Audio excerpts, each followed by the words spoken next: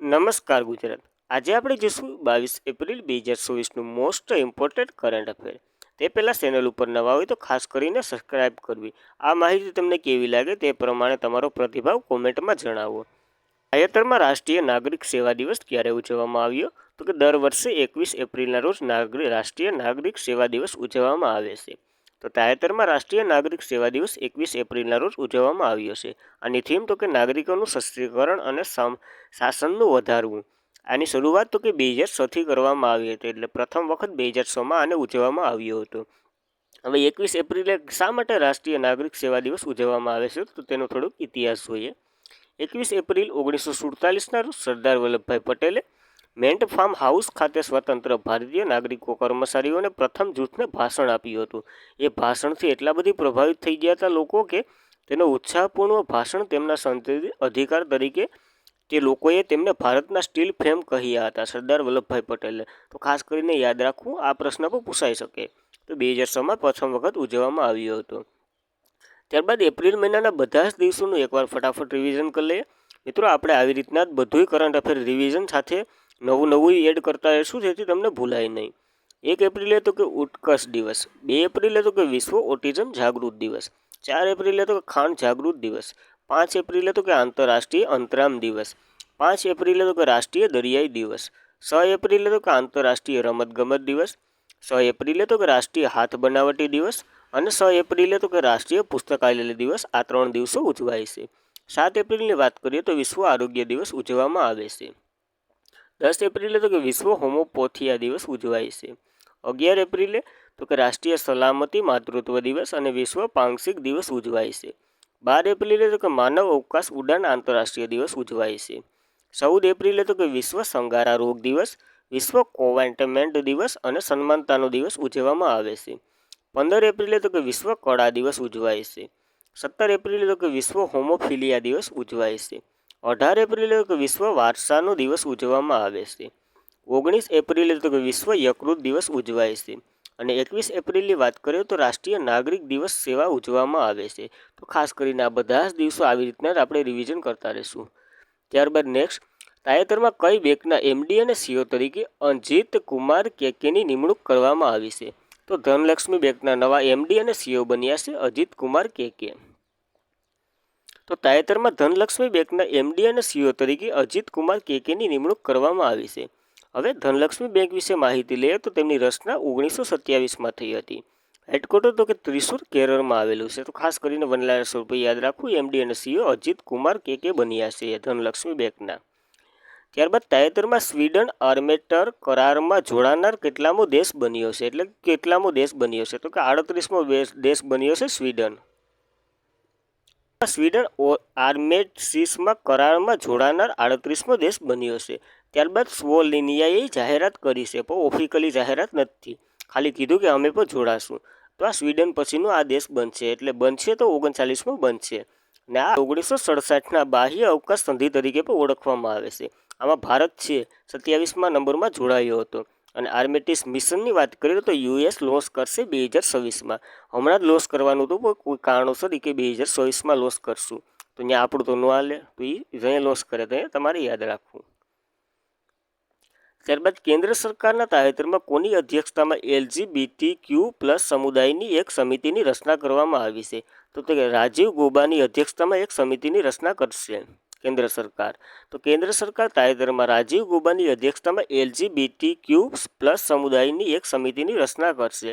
તો LGBTQ+નું full form યાદ રાખવું ખાસ કરીને. લિસ્બન, ગે, બાયસેક્સ્યુઅલ, ટ્રાન્સજેન્ડર, વિલક્ષીકરણ અને પસંદ કરતા વ્યક્તિઓ. તો આ બધી વિશે તમને ખબર જ છે, મારે માહિતી દેવાની જરૂર નથી, તો ખાસ કરીને યાદ રાખવું. હવે સુપ્રિયો ચક્રવર્તીએ ભારતીય સરકારના કેસ 2023માં સ્પેશિયલ મેરેજ એક્ટ 1956ને સુપ્રીમ કોર્ટના આ આધારિત પડકારવામાં આવ્યો હતો કે કાયદામાં સમલૈંગિક લગ્નને મંજૂરી આપવાની નથી.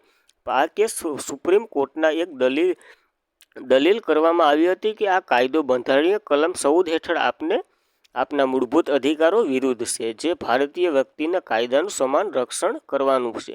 તો આ સમાન રક્ષણનું બંધારણમાં કયા આર્ટિકલમાં ઉલ્લેખ છે તે તમારે ખાસ કરીને કોમેન્ટ કરવાની છે.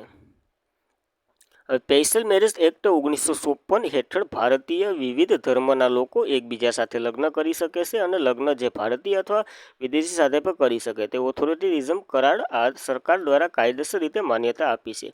આ ખાસ કરીને એક વખત જોઈ લેવા આખી એની ડિટેલ છે. આ કેસ જ્યારે સુપ્રીમ કોર્ટમાં આવ્યો હતો ત્યારથી આજ સુધીની આ સમિતિ બની ત્યાર સુધીની. તો સુબ્રિયો ચક્રવર્તી વી યુનિયન ઓફ ઇન્ડિયન કેસ 2023માં બે પુરુષ સ્પેશિયલ મેરેજ એક્ટ 1954 હેઠળ લગ્ન કરવા માગતા હતા, પરંતુ નિયુક્ત સત્તાધારી દ્વારા તેમને લગ્નનો પ્રસ્તાવ નકારી કાઢવામાં આવ્યો છે. હવે આ સુપ્રિયો ચક્રવર્તી વી યુનિયન ઓફ ઇન્ડિયા કેસમાં 2023માં સુપ્રીમ કોર્ટના ઠરાવે હતું તે LGBTQ સમુદાયનું છે. તો ખાસ કરીને ત્યારે એક સમિતિની રચના કરવાનું કીધું હતું, તે આ સમિતિ બની છે. તો ખાસ કરીને આ બધી પાછી એની ડિટેલ છે. સમિતિના અધ્યક્ષ ખાસ કરીને યાદ રાખવા રાજીવ ગોબાને એક વખત વિડીયો રોકી અને સ્ક્રીનશોટ લઈને વાંચી પર લેવો.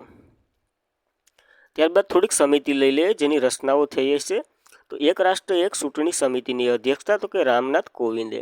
એક રાષ્ટ્ર એક કર એક સિસ્ટમ માટે કઈ સમિતિ તો કે વિજય કેલકર સમિતિ.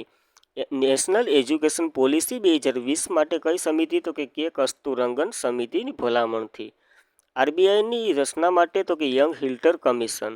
બેન્કિંગ સુધારા માટે તો કે નરસિંહ રાવ સમિતિ. નાબાર્ડની રચના માટે તો સી રામન સમિતિ. અને સી વિજિલન્સ કમિશનરની રચના માટે તો કે સંથાલમ સમિતિ.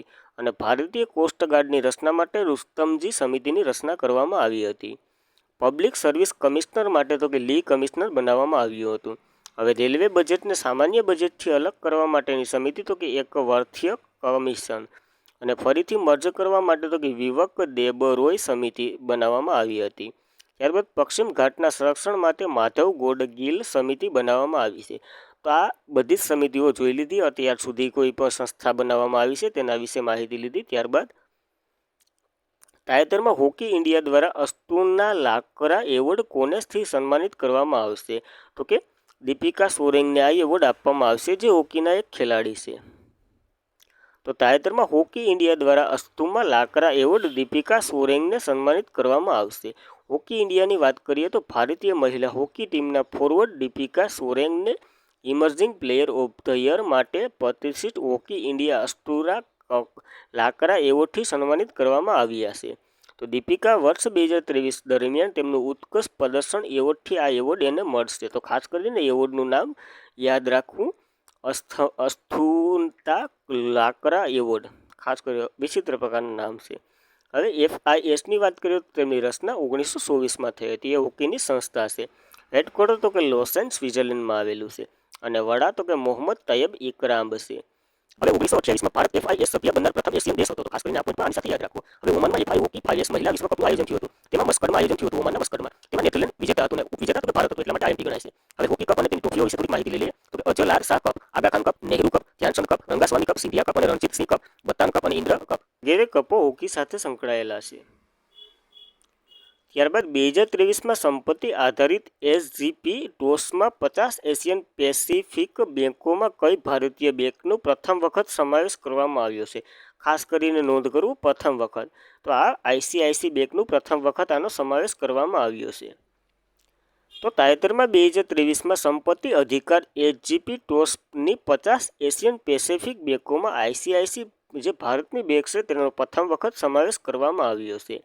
આ બેંકનો પ્રથમ વખત સમાવેશ કરવામાં આવ્યો છે. આની પહેલાં રિપોર્ટ આવ્યો હતો તેમાં SBI અને HDFCનો સમાવેશ કરવામાં આવ્યો હતો. તો પ્રથમ વખત ICICI બેંકનો સમાવેશ કરવામાં આવ્યો છે. પ્રથમ નંબર ઉપર ઔદ્યોગિક અને વાણિજ્ય બેંક ઓફ ચાઇના છે ITD. અને SBIને 20મો નંબર અને HDFCને 33મો ક્રમ આપવામાં આવ્યો છે આ રિપોર્ટમાં. તો ખાસ કરીને યાદ રાખવું. ત્યારબાદ ICICI બેંકની વાત કરીએ તો institutional credit and investment corporation of India તેનું ફૂલ ફોર્મ થાય છે. તેની રચના તો કે 1994માં થઈ હતી. હેડક્વાર્ટર તો કે મુંબઈમાં આવેલું છે. અને હાલના CEO તો કે સંદીપ બક્ષી છે. અને હું તમારા વિશે વિચારું છું, આવું તેની ટેગલાઇન છે. ત્યારબાદ તાજેતરમાં નેશનલ સિક્યુરિટી ગાર્ડના નવા વડા તરીકે કોની નિમણૂક કરવામાં આવી છે તો કે નલિન પ્રભાતની નિમણૂક કરવામાં આવી છે. તો તાજેતરમાં નેશનલ સિક્યુરિટી ગાર્ડના નવા વડા તરીકે નલિન પ્રભાત બન્યા છે. વરિષ્ઠ ભારતીય પોલીસ સેવા અધિકારી નલિન પ્રભાતને દેશના આતંકવાદી વિરોધી અને હાઈજેક વિશેષ દળના રાષ્ટ્રીય સુરક્ષા ગાર્ડના સામેલ કરવામાં આવ્યા છે. ને ડાયરેક્ટર જનરલ તરીકે નિયુક્ત કરવામાં આવ્યા છે. તો શસ્ત્ર સીમા બળની વાત કરીએ તો તેના વડા દલજીતસિંહ ચૌધરી હતા. તેમની પાસે નેશનલ સિક્યુરિટી ગાર્ડનો વધારાનો હવાલો હતો. તો અત્યાર સુધી આ હતા. હવે નવા આવી ગયા નલિન પ્રભાત. ત્યારબાદ નેશનલ સિક્યુરિટી ગાર્ડની વાત કરીએ તો તે એસએસજીની સ્થાપના તો કે 1984માં કરવામાં આવી હતી. રાષ્ટ્રીય સુરક્ષા ગાર્ડની સ્થાપના તો કે આતંકવાદી વિરોધી એકમ તરીકે કરવામાં આવી હતી. તે નેશનલ સિક્યુરિટી ગાર્ડ એક સંસદીય કાયદા દ્વારા નેશનલ સિક્યુરિટી ગાર્ડની રચના કરવામાં આવી છે. તો કાયદાકીય સંસ્થા છે. અધિનિયમ 1986 દ્વારા અસ્તિત્વમાં આવી હતી.